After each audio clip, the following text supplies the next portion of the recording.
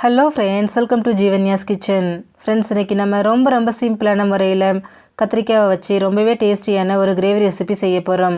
நல்லா சூடான சாதத்தோட இந்த கிரேவியை சேர்த்து சாப்பிட்டு பாருங்கள். டேஸ்ட்டு ரொம்பவே அட்டகாசமாக இருக்கும். குழந்தைங்கலேருந்து பெரியவங்க வரைக்கும் எல்லாருமே விரும்பி சாப்பிடுவாங்க. இது எப்படி செய்கிறதுங்கிறத பார்க்குறதுக்கு முன்னாடி நம்ம சேனல் ஜீவன்யாஸ் கிச்சனை மறக்காமல் சப்ஸ்கிரைப் பண்ணி பக்கத்தில் இருக்க பெல் சிம்பிளையும் கிளிக் பண்ணிக்கோங்க. ஃபஸ்ட்டு இதுக்கு ஒரு மசாலா ரெடி பண்ணிக்கலாம். அதுக்கு ஒரு மிக்சர் ஜார் எடுத்துகிட்டு அதில் ஒரு 10 பல் பூண்டு, காரத்துக்காக ஒரு 6 பச்சை மிளகாய், 1 இன்ச் அளவுக்கு இஞ்சி, 1 டேபிள் ஸ்பூன் மல்லி விதை, அரை டீஸ்பூன் மிளகு, அரை டீஸ்பூன் சீரகம், 1/4 டீஸ்பூன் மஞ்சள் தூள், 1 கையளவுக்கு மல்லியை அப்படியே காம்போடு சேர்த்துக்கோங்க. கூடவே 2 டேபிள் ஸ்பூன் அளவுக்கு தயிர் சேர்த்துக்கோங்க. அடுத்ததாக இதில் ஒரு 1/4 கப் அளவுக்கு தண்ணி சேர்த்துட்டு நல்லா நைஸாக ஃபைன் பேஸ்ட்டாக அரைச்சி எடுத்துருங்க. அவ்வளோதான் பாருங்கள், மசாலா பேஸ்ட் ரெடியாக இருக்குது. இது அப்படியே இருக்கட்டும். அடுத்ததாக பாருங்கள், ஒரு 300 கிராம் அளவுக்கு கத்திரிக்காய், நல்லா குட்டி குட்டியாக இருக்கக்கூடிய பிஞ்சு கத்திரிக்காவை எடுத்துகிட்டு அதை இந்த மாதிரி 2 கட் பண்ணி தண்ணியில் சேர்த்துருக்குறேன். இந்த மாதிரி கத்திரிக்காவை கட் பண்ணிவிட்டு தண்ணியில் சேர்க்கும்போது கத்திரிக்காய் கருத்து போகாமல் இருக்குங்க.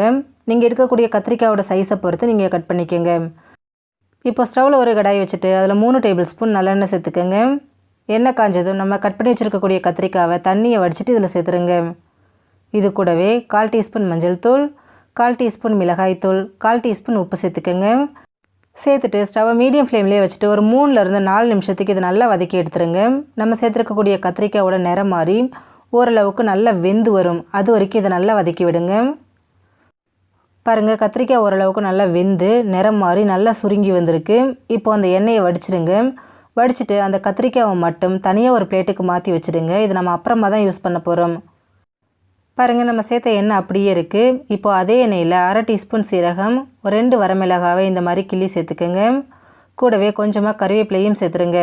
சேர்த்துட்டு இது நல்லா பொரிய விட்டுருங்க. சீரகம் பொரிஞ்சதும் இது கூட ஒரு வெங்காயத்தை பொடியை நறுக்கி சேர்த்துக்கோங்க. சேர்த்துட்டு வெங்காயத்தில் இருக்கக்கூடிய பச்சை வாசனை போயிட்டு வெங்காயம் நல்லா சாஃப்டாகி வரணும். அது வரைக்கும் வதக்கிக்கோங்க. வெங்காயம் நல்லா வதங்கி சாஃப்டாகி வந்ததுக்கப்புறமா இது கூட நம்ம அரைச்சி வச்சுருக்குறோம் இல்லைங்களா, மசாலா விழுது, அதை சேர்த்துக்கோங்க. நம்ம எல்லா பொருளையும் பச்சையாக தான் அரைச்சி சேர்த்துருக்குறோம் இல்லைங்களா, அதனால் அந்த மசாலாவோட பச்சை வாசனை முழுமையாக போகணும். அதனால் ஒரு 2 நிமிஷத்துக்கு இது நல்லா இந்த மாதிரி கலந்து கொடுங்க. மசாலா நல்லா வெந்து வரட்டும். பாருங்கள், ஒரு 2 நிமிஷம் போல் ஆயிருக்கு. மசாலா நல்லா வெந்து பச்சை வாசனை போயிடுச்சு. இப்போ இது கூட ஒரு தக்காளியை கட் பண்ணி சேர்த்துக்கோங்க.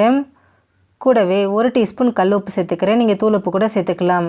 சேர்த்துட்டு தக்காளி ரொம்ப குழையணுங்கிற அவசியம் கிடையாதுங்க. அது வேகிற அளவுக்கு மட்டும் இதை வதக்கி விட்டால் போதும். பாருங்கள், தக்காளி நல்லா வெந்து அந்த தோல் எல்லாம் உரிய ஆரம்பிச்சிருச்சு. இப்போ இது கூட நம்ம ஏற்கனவே வதக்கி வச்சுருக்கிற கத்திரிக்காவை சேர்த்துருங்க. கத்திரிக்காவை சேர்த்துட்டு ரொம்ப நேரத்துக்குலாம் குக் பண்ண வேண்டாம். அந்த மசாலாவோட நல்லா ஒன்று சேர்ந்து வர அளவுக்கு கலந்து விட்டாலே போதும். பாருங்கள், நல்லா மிக்ஸ் பண்ணியாச்சு. இப்போ இதில் தண்ணி சேர்த்துக்கலாம். நான் இன்றைக்கி 1 கப் அளவுக்கு தண்ணி சேர்த்துக்கிறேங்க. சேர்த்துட்டு இது எல்லாத்தையும் நல்லா ஒரு தடவை கலந்து விட்டுருங்க. தண்ணி ரொம்ப அதிகமாக சேர்க்க வேண்டாம். அந்த காய் வேகிற அளவுக்கு மட்டும் சேர்த்தா போதுங்க. இந்த கிரேவி திக்காக தான் இருக்கும். அப்போ தான் சாப்பிட்றதுக்கு ரொம்ப டேஸ்ட்டாக இருக்கும். பாருங்கள், கலந்தாச்சு. இப்போ இதில் அரை டீஸ்பூன் கரம் மசாலா சேர்த்துக்கோங்க. சேர்த்துட்டு திரும்பவும் ஒரு தடவை இதை நல்லா இந்த மாதிரி மிக்ஸ் பண்ணி விட்டுருங்க. மிக்ஸ் பண்ணி விட்டுட்டு இதை மூடி போட்டு ஒரு 5 நிமிஷம் மீடியம் ஃப்ளேமில் வேக விடுங்க. இடையில திறந்து கலந்து விடுங்க. காய் முழுமையாக வெந்துருச்சு. குழம்பு நல்லா திக்காகி எண்ணெய் பிரியணுங்க. அதனால் திரும்பவும் இதை மூடி போட்டு ஒரு 10 நிமிஷம் லோ ஃப்ளேமில் குக் பண்ணிக்கோங்க. 10 நிமிஷம் ஆயிடுச்சு. பாருங்கள், நல்லா திக்காகி வந்திருக்கு. எண்ணெய் பிரிஞ்சிருச்சு. ரொம்ப பர்ஃபெக்டான ஒரு கன்சிஸ்டன்சியில் இருக்குது. சாதத்தோடு சேர்த்து சாப்பிட ரொம்பவே பர்ஃபெக்டாக இருக்கும். ஃப்ரெண்ட்ஸ், நீங்களும் இந்த ரெசிபியை ட்ரை பண்ணி பாருங்கள்.